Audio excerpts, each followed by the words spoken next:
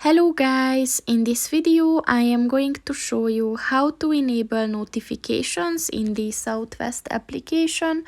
But first I just want to mention, don't forget to subscribe to my channel, because at 10,000 subscribers I am going to show you my whole YouTube revenue statistics and growth strategy, as well as how to make money online. Let's jump into it. First of all, open the application on your phone. And then click on the three lines at the top of the page on the left. And then scroll down and click on the settings button. And at the settings section, look for the enable notifications button.